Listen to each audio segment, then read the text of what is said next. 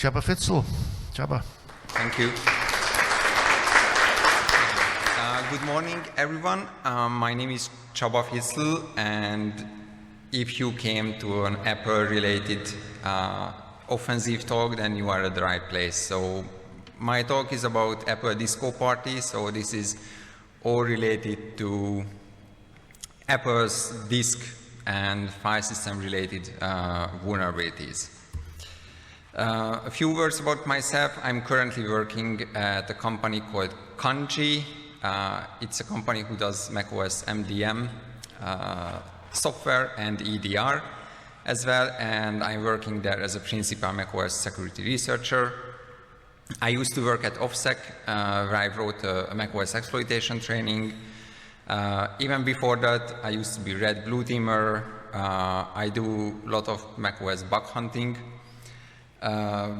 both at work and my free time, married with 2 kids, and also I like to go hiking and trail running. So the agenda, it's very packed. I will briefly overview the disk arbitration service on macOS, some typical call flows related to disk mounting, and then a whole lot of vulnerabilities related to these daemons and frameworks. So let's go in. So the disk arbitration service, what it is. It's a system-wide service defined as a launch daemon, so it means that it will run as root every time the system starts up. It offers a mock service. Mock on macOS is an inter-process communication method. And this mock service is reachable for every single process on the system, even for those who are running inside the sandbox. And the daemon is really responsible for managing disk mounting and unmounting, and it basically provides you an API with that, and it will call mount and unmount under the hood, but it tries to do the heavy lifting of the whole mount operation. So you don't need to call the mount syscall and so on. It also allows you to register a callback, and you can disallow or allow mount operation on the system using this framework. So why we like it? Why, as hackers or vulnerability researcher, why this daemon is so cool? So first of all, it runs as root. It's unsandbox. It has full disk access rights, so on macOS, a lot of stuff are not reachable even for the root user because of privacy reason. But with having full disk access rights, it opens up the gate for a whole lot of more access. And again, the service is reachable from the sandbox, and it's also open source, so it's very easy to audit its source code or its operation. Beyond that, with the full disk access right, it comes with the Apple private security storage exempt heritable entitlement.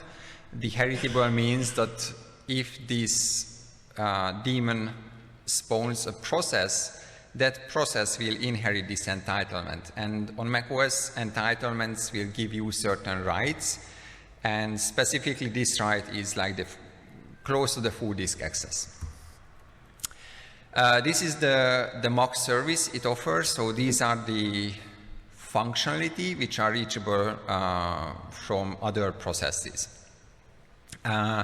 It uses MIG, the mock interface generator. So it's like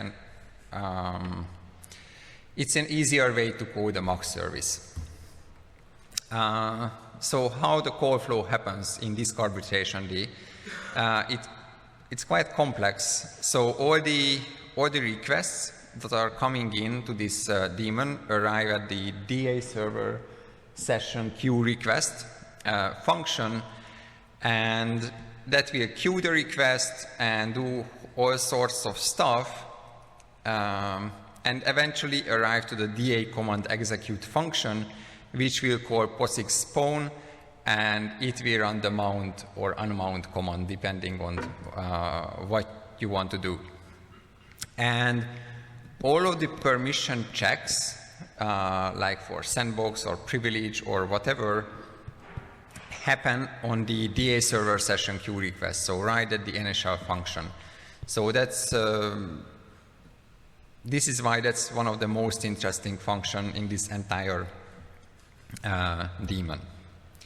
So with that, let's jump into the vulnerabilities. So the first one, it's an old one from 2023, and it offers a sandbox escape. So I have a screenshot here, and I'm not sure how many of you are familiar with macOS, but basically what we have on the screen, the last line, the disk 6S1, is a downloaded disk image from the internet having the quarantine flag mounted in a directory. That location is not interesting now, with whole sorts of mount attribute like APFS, local, nodev, etc. But one is missing, and that's the quarantine flag. So on macOS, the quarantine flag is responsible for blocking non-signed and non-notarized processes from running, and when you download something from the internet, it will get the quarantine flag, and if it's like a disk image and you mount the disk image, any file on the disk image will be quarantined. And when you try to start an application, the user will get a pop-up, hey, this application was downloaded from the internet, do you allow it to run? And the user has to acknowledge it. And if that application is not signed or anything, the user don't even have the option to run it. So it will be blocked from execution. But if this flag is missing, this prompt is kind of gone. So you can just execute anything. And similarly, if you drop a file from the sandbox, it will get the quarantine flag, similarly as you download it from the internet. But if that flag is missing, you can basically drop like a disk image and execute an unsandboxed application from that. And the user will not get any pop-ups. So again, why is this problem? If the quarantine attribute is missing, then the files are not quarantined. If they are not quarantined, there is no gatekeeper check. Well, technically there is, but it's much more limited. And if there is no gatekeeper, we can launch anything we want, like an unsandboxed application. So if we are running inside a sandbox, we can launch an application which is unsandboxed, and that way we can escape the sandbox, basically. So what was the issue and why it happened?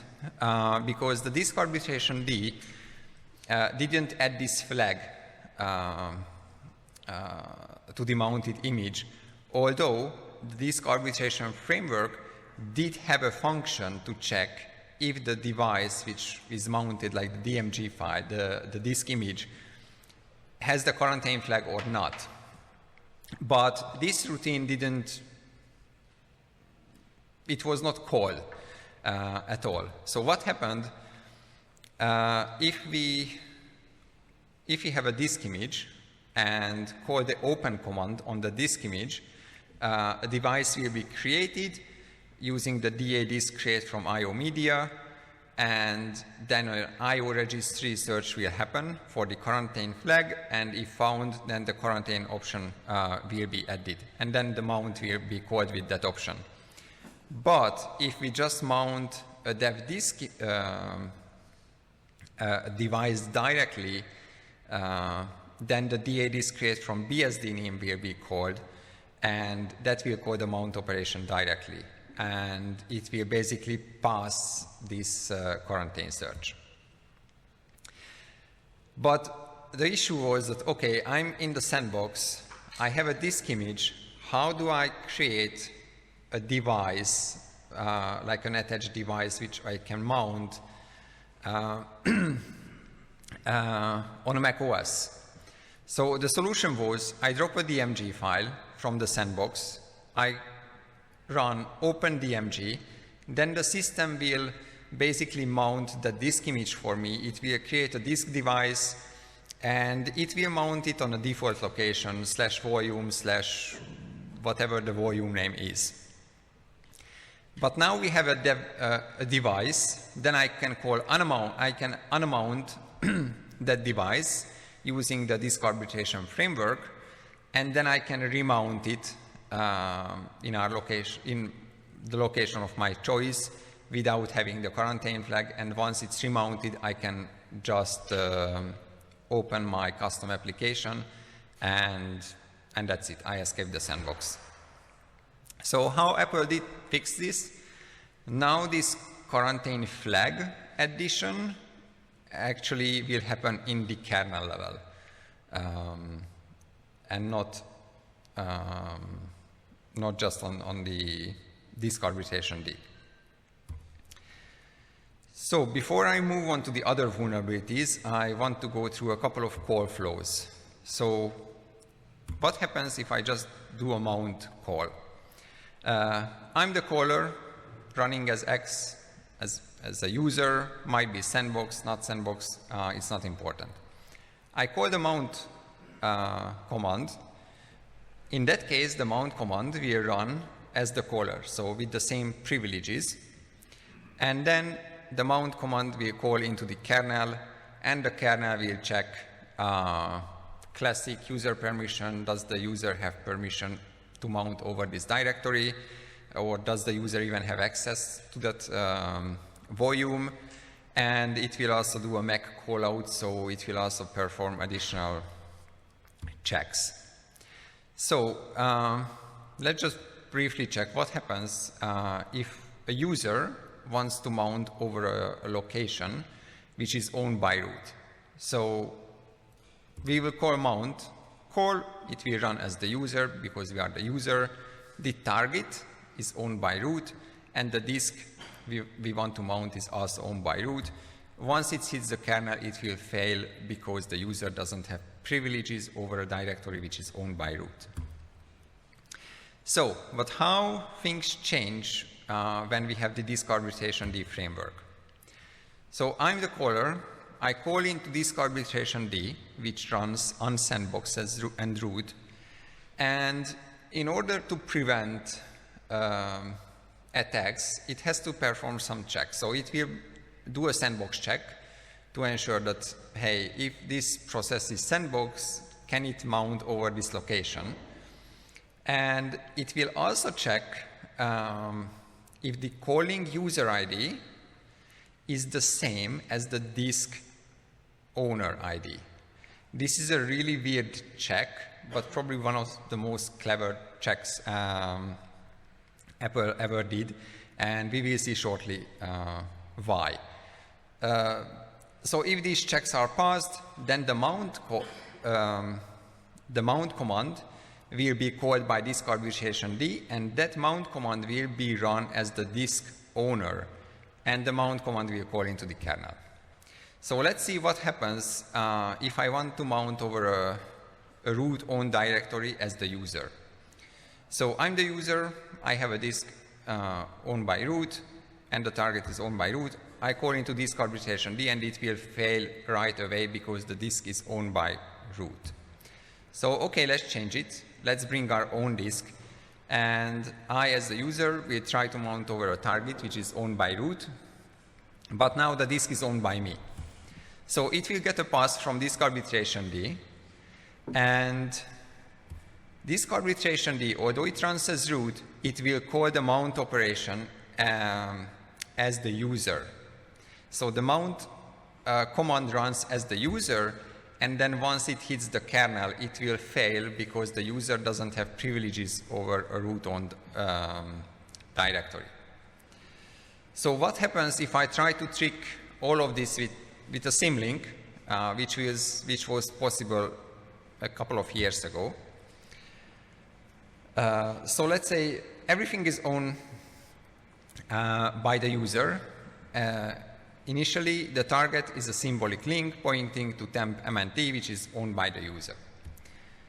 I call into diskarbitrationd, get a pass.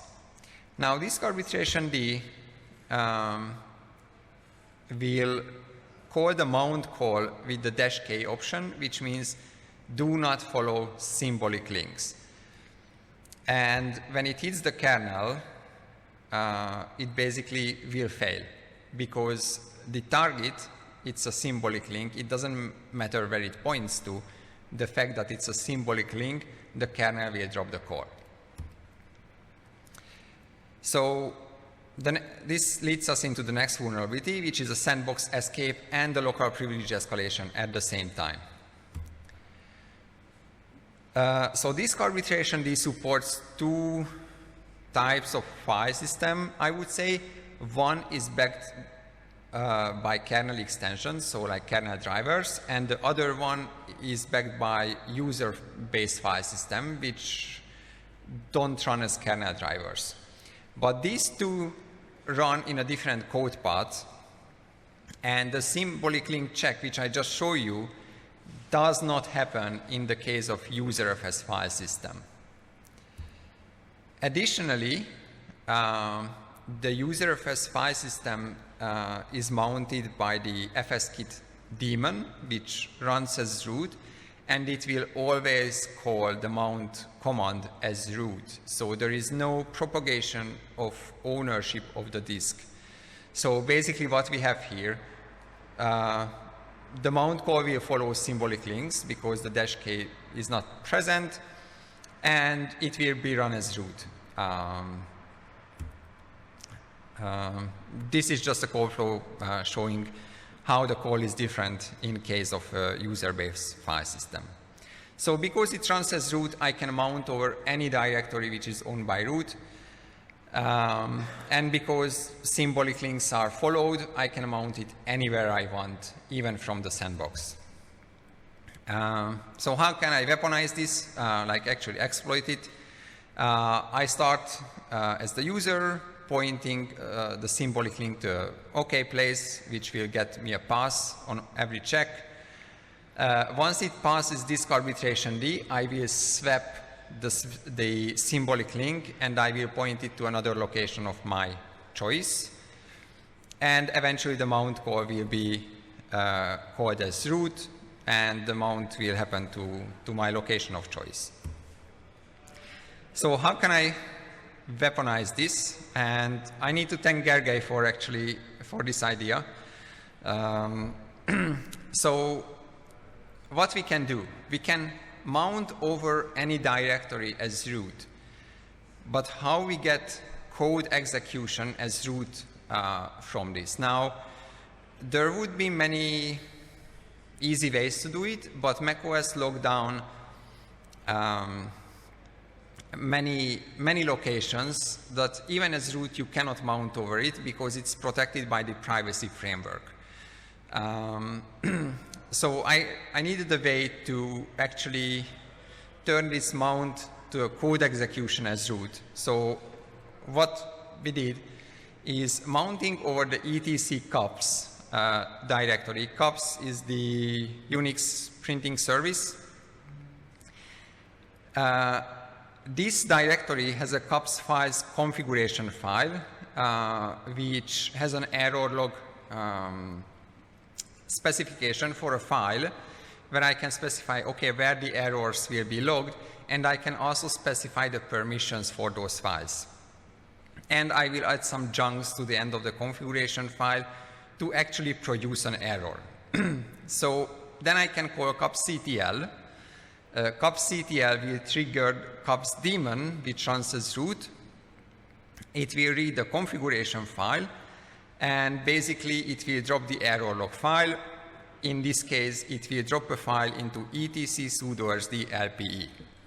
Now, at this stage, I have a file which is word writable, so I will put in the no password trick that every user can elevate to root with sudo without a password. But the problem is that the file permissions are 777, so sudo will ignore that. So I will edit the cups configuration file, trigger cupctl and change the log file permission to 700, and then trigger kubectl again, so it will reset the permissions. And although there will be some junks in this file, sudo will just ignore it. And at the end, I can run sudo su, and I get a root prompt. So this is how I get root from a user. But how do I escape the sandbox? By mounting over a specific directory. That's also not a trivial question to answer. So one solution I came up with is mount over the library preferences directory in the user's home folder and drop a terminal property list file.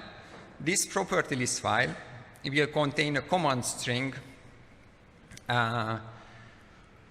which will be executed by terminal when it's opened, and because terminal runs unsandbox, this command will run unsandbox. This can be any shell command I want. So what I did, I put my my LPE script, which utilizes this technique, also in the preferences folder, and I says, okay, once terminal is open, run this LPE script. So basically chaining the two together. And once you open terminal, it will run this command and you can escape the sandbox. Now Apple is listening, and this technique was closed in macOS Sequoia. So on the latest version of macOS, you cannot perform this trick because the privacy framework will protect the preferences directory, and it will prevent you from mounting over that location, sadly. So we need a new way then if we want to do sandbox escape with mounting. And this is just a video showing it. So I'm a user, I'm not even an admin user, and I have this DA user fxsbx RP application, which is sandbox. I'm showing that sudo requires a password, and there is nothing mounted. I'm starting the app.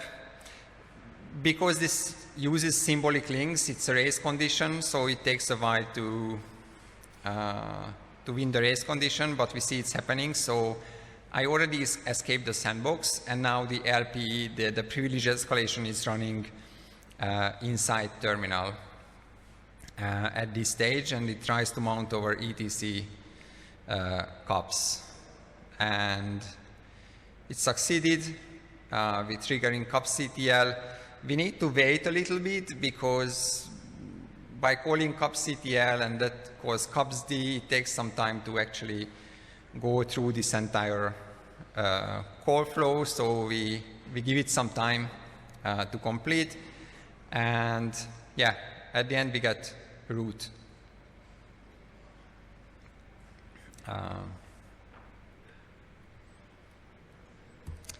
That's it. How Apple fixed this? Now they add no follow also for the user FS mounts, and now fskitd gets the original caller being propagated, so it will call the mount operation as the original caller, so not as root. Next CV is a sandbox escape and TCC bypass. TCC again is macOS privacy protection. So what we are looking here is drop a custom privacy database which allows our application to access certain privacy protected resources like the desktop, the documents folder, or whatever. And this uses directory traversal.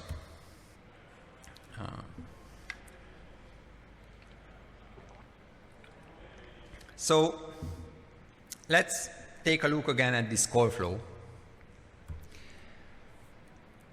When I provide a path, a destination for the mount operation for diskarbitrationd, we do it with using the DA disk mount with arguments common API call, which will do a path resolution. So if I put any .. in the path, it will remove that, and it will resolve the symbolic link, and it will send it to diskarbitrationd.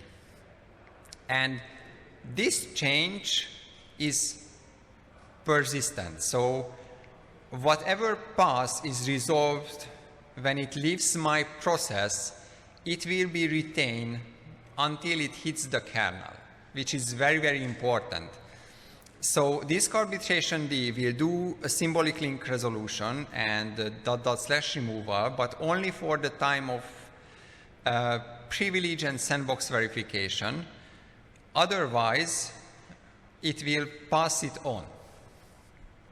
So this is why if I put a symbolic link in the pass, it will remain all the way to the kernel. And actually this is really important, because if it would keep resolving the path, I could keep dropping symbolic links, and eventually the kernel wouldn't receive the symbolic link because the path would be resolved earlier. So all the no-follow option would make no sense at all. So this state is really important to be intact, but we will utilize it for our advantage. So because the // and symbolic link resolution happens in the API, and the API is in my program space, what I can do is, well, either patch it or just re-implement the API in the way I want, and call another lower level function and call into diskarbitrationd that way. And with that, this is under the user's control. So you don't need, you can basically bypass this pass resolution and // removal. So what happens? So basically, I can pass anything to diskarbitrationd I want at this stage.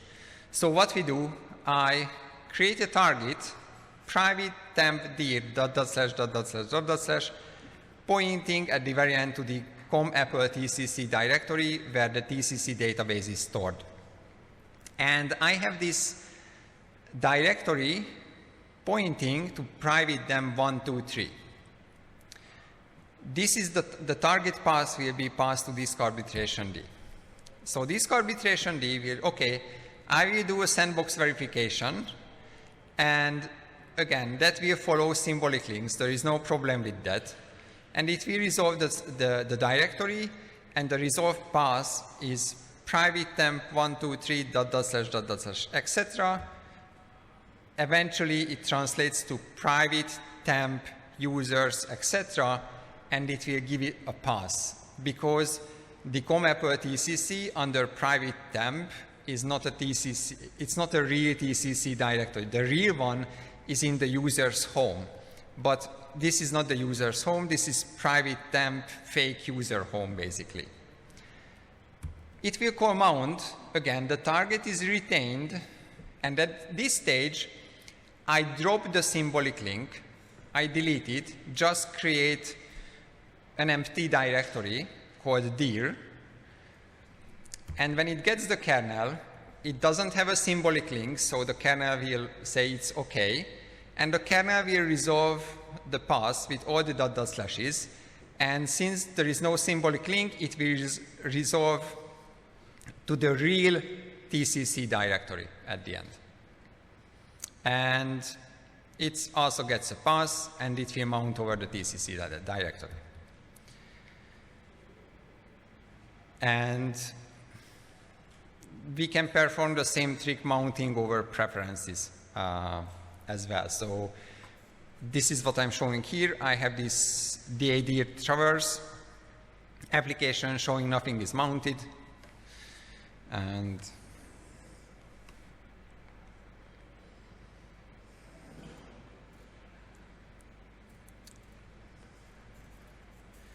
the app is running. We can see that it's already mounted over the TCC directory.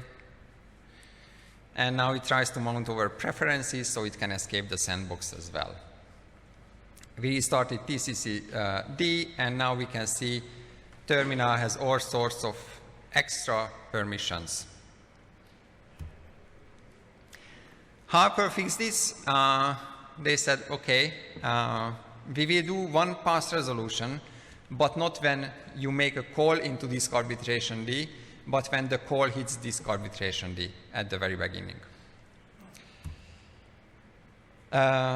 they actually have an extra path which offers no resolution, so we can still pass in a .. if we want and hit a code path where it doesn't resolve that, but now the sandbox check will will deny the request if there is a .. in the path. And we will see why this was needed, why there are two ways to call diskarbitrationd. And this is because of this and the next vulnerability. So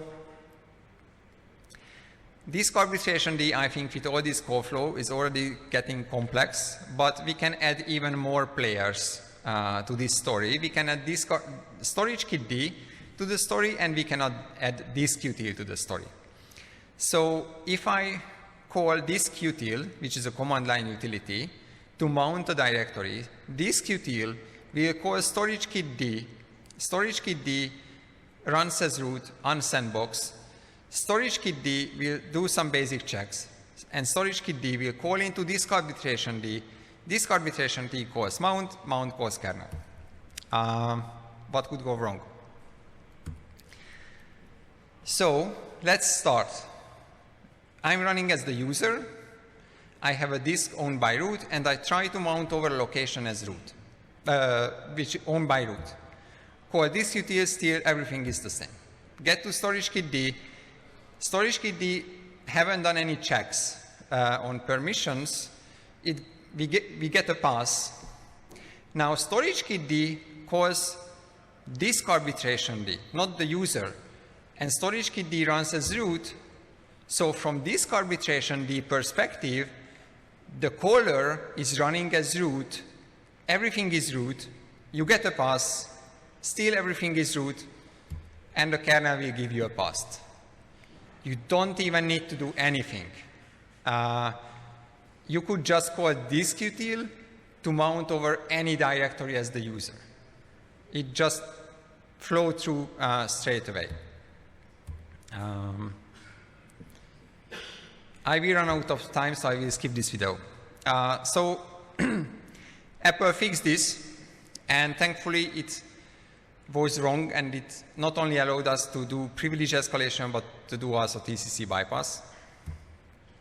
So storagekitd now performs a privilege check, a sandbox check. Everything is the same. But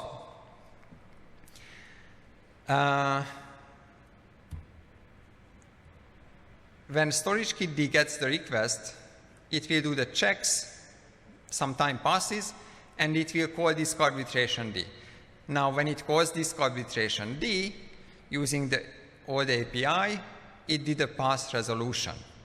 So it means that whatever there was, it resolved the path. So if I send in a target temp link, which let's say it's a symbolic link, and I start to alternate that symbolic link between temp mnt, which is owned by the user, and let's say etc cups, which is owned by root, what happens, storagekitd will perform a check on temp mnt, and when it calls diskarbitrationd, it will resolve the symbolic link and put etc cups. And when it gets to diskarbitrationd, there is no more symbolic link in the game,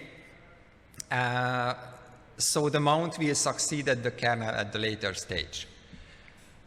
And the same trick just pointed to the TCC directory.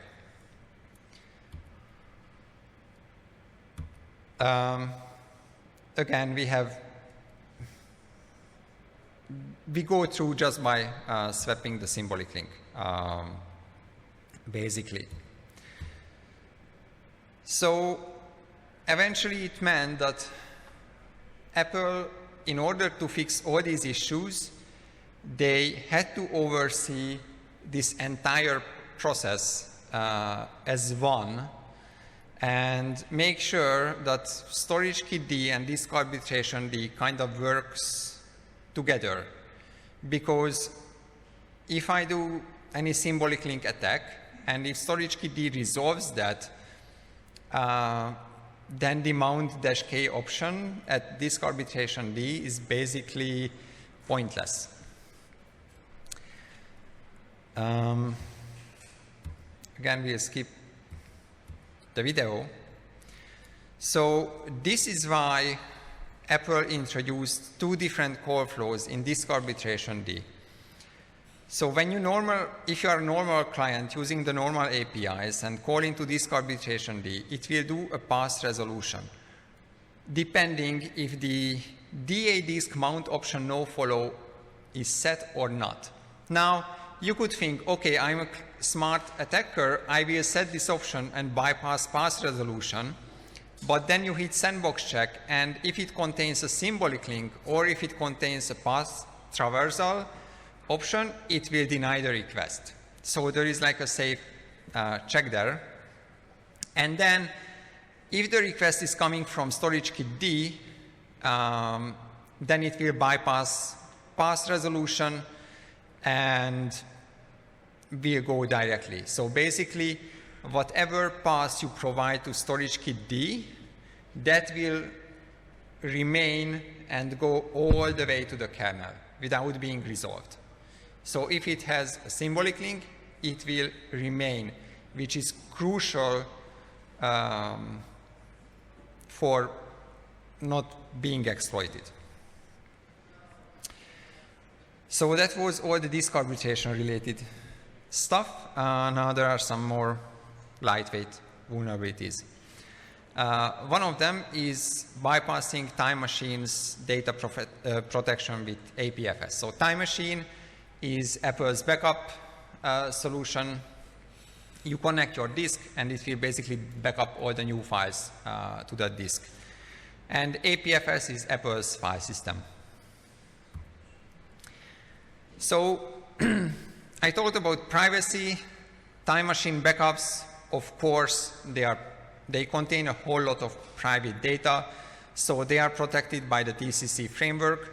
So even if you are root, try to list or browse that backup from either terminal or like an unprivileged app from privacy point, you will get access denied. Again, even if you are root. Because if it was allowed, then you can access all the private data on the user's backup, like all the documents, contacts, everything. You can browse Time Machine if you have full disk access permissions, but in that case, you have access to every other file anyway.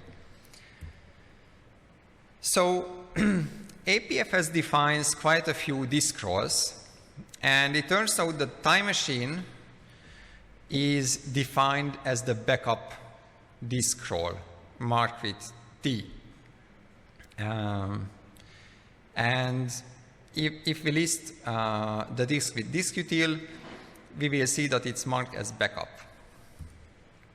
Now, if we check the Apple's sandbox profile, we will find that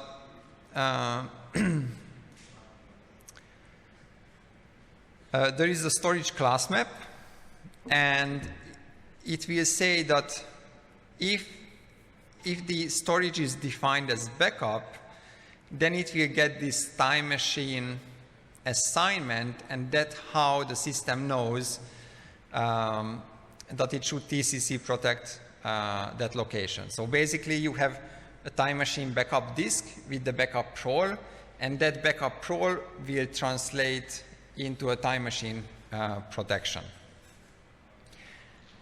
Turned out that you can just clear this role. So you can just say, okay, change volume role, clear, unmount the disk, remount it, and since the disk is no longer a backup disk because you cleared its role, from that stage you can access all the data on the disk. Fix, you can no longer change this role.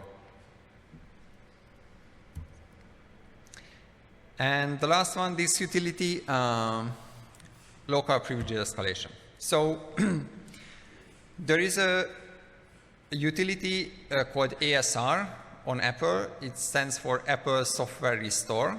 And basically, it allows you to restore bit copy one disk to another.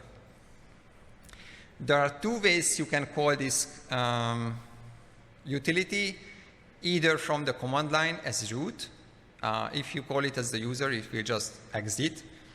So you either call it as root, or you can call ASR as a daemon, like ASR can run as a daemon, and you can call it over XPC, like an inter-process communication, but in order to do that, you need to have an entitlement called com-apple private ASR. Now, you can find out from the private, this entitlement is for Apple only, so you cannot give this entitlement to your application. But this utility does have this entitlement. So this utility can call into ASR. Now, the problem is that if you do a restore using this utility, it doesn't ask for a password. So it allows the GUI to restore a disk without a user password. And basically what you can do is take a disk image, which has a suite binary on it, and restore it somewhere locally on your device. So we create an empty volume. Again, you can do that with this utility. I do restore, and I have the disk with the suite binary, and it will bit copy everything there. And that disk now is restored, like now that binary is basically copied over. I have this new volume mounted. Because it's a local volume on the disk, it runs its suite, and you can just run your suite binary and get root from this. It was patched. Now, I think if you do a restore with this utility, it does require a password. Now, this does require user interaction, so you cannot script or automate this stuff. But let's say if there is a company with like an unattended workstation or something, you can do this trick. Conclusion, diskarbitrationd is the daemon that keeps giving. This is I think at Hacktivity I presented a whole lot of other vulnerabilities from diskarbitrationd. And for this talk, there is a part 2 coming next year, because there were still a whole lot of other stuff in there. Thank you.